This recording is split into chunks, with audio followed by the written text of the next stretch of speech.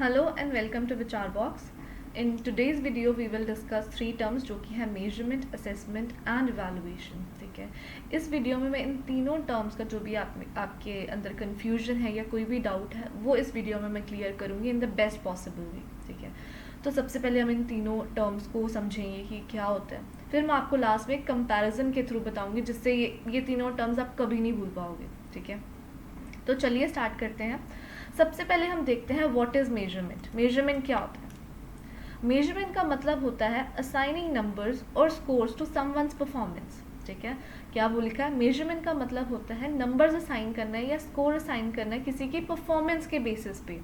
जैसे कि एग्जांपल दिया है, if you got 18 out of 20 in a maths test, that number is your measurement. ठीक है, क्या कह रहे हैं कि अगर एक मैथ्स टेस्ट में आपके 18 मार्क्स आए हैं आउट ऑफ 20, तो ये जो नंबर है इसे बोला जाता है measurement. Clear? Like a scale measures weight in education we use test to measure learning. तो वो क्या कह रहे हैं, जैसे कि एक स्केल यूज़ किया जाता है वेट को मेजर करने के लिए, वैसे ही एजुकेशन में लर्निंग को मेजर करने के लिए किसका यूज़ किया जाता है? टेस्ट का। ठीक है, सो रिमेंबर मेजरमेंट क्या है? Numbers, scores and marks.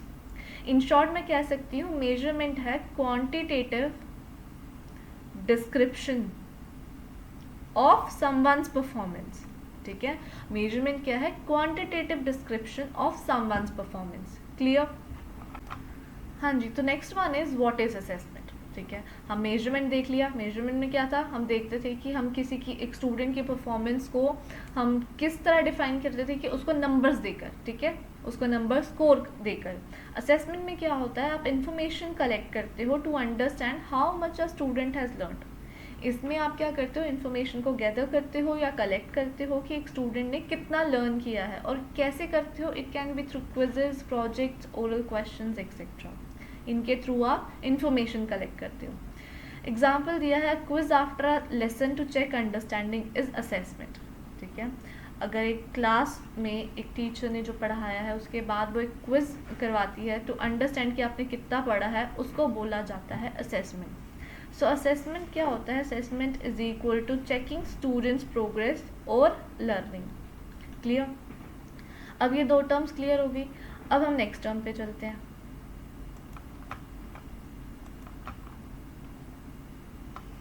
Next one is what is evaluation. Evaluation क्या होता है? इवैल्यूएशन का मतलब होता है मेकिंग अ जजमेंट और decision based on measurement and assessment result. Evaluation का सिंपल मतलब होता है टू जज। ठीक है, जज करना। अब इसमें जो जजमेंट है या डिसीजन है वो किस बेसिस पे की जाती है? On the basis of measurement and assessment, जो हम ऑलरेडी दो टर्म्स में आपको समझा चुकी हूँ। उन दोनों के बेसिस पे जजमेंट इस पे दी जाती है इवैल्यूएशन में।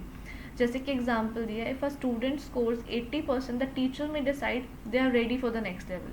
अगर एक स्टूडेंट ने 80% स्कोर करा है एग्जाम्स में, तो टीचर क्या करता है? वो डिसाइड करता है कि अब इसको हम नेक्स्ट क्लास में प्रमोट करेंगे कि नहीं करेंगे। तो दैट इज कॉल्ड इवैल्यूएशन। ठीक है, इवैल्यूएशन क्या होता है? Evaluation is judgement plus decision making. Hope clear हुआ होगा। अब इनका हम एक कंपैरिजन देख लेते हैं। तो एक छोटा सा कंपैरिजन चार्ट है इन तीनों टर्म्स का, measurement, assessment and evaluation. Measurement क्या है? असाइन करना नंबर और स्कोर्स। जैसे कि एग्जांपल है 18 मार्क्स आए हैं out of 20 in a test. Assessment क्या है? कलेक्ट करना इंफॉर्मेशन अबाउट लर्निंग, कि स्टूडेंट ने कितना लर्न किया है। कैसे किया जाता है? क्लास क्विजेज करा के, एक्टिविटीज़ करवा के।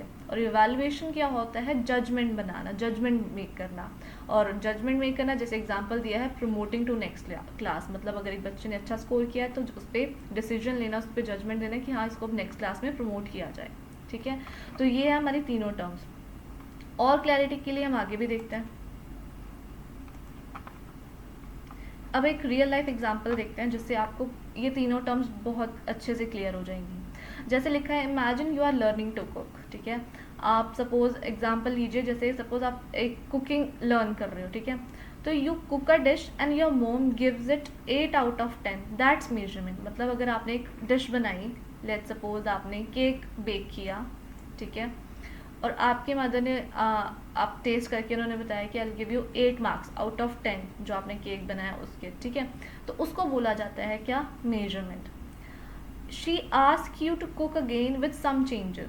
अगर आपकी मदर अब कहे कि जो आपने केक बेक किया उसमें थोड़ी सी शुगर कम कर दो, ठीक है, उसको थोड़ा सा और बेक करो, तो उसने थोड़े चेंजेस बताए, ठीक है, दैट इज कॉल्ड असेसमेंट, ठीक है। Next is then she says you are ready to cook for the family dinner, that's evaluation. मतलब अगर जैसे अगर उन्होंने जो चेंजेस बताए उसके बेसिस पे आपने एक परफेक्ट केक बनाया, ठीक है, for the family dinner, so that is called evaluation, ठीक है। आई होप अच्छे से क्लियर होगा। आगे देखते हैं अब हम।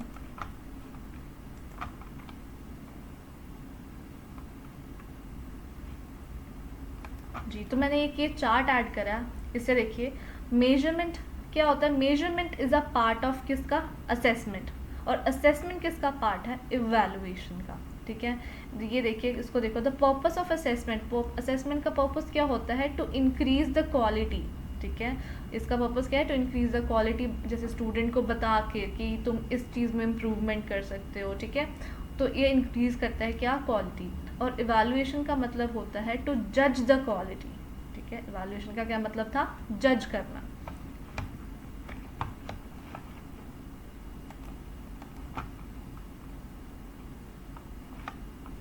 अब ये टर्म एक बार देखो, इसको देखो, इसमें क्या लिखा है, जो मेजरमेंट किसके लिए यूज होता है, measurement is used for assessment, और assessment used for evaluation. Assessment किस लिए यूज होती है, इवैल्यूएशन के लिए। ये जो तीनों टर्म्स हैं इस फिगर से आपको और क्लियर हो रही होगी, ठीक है।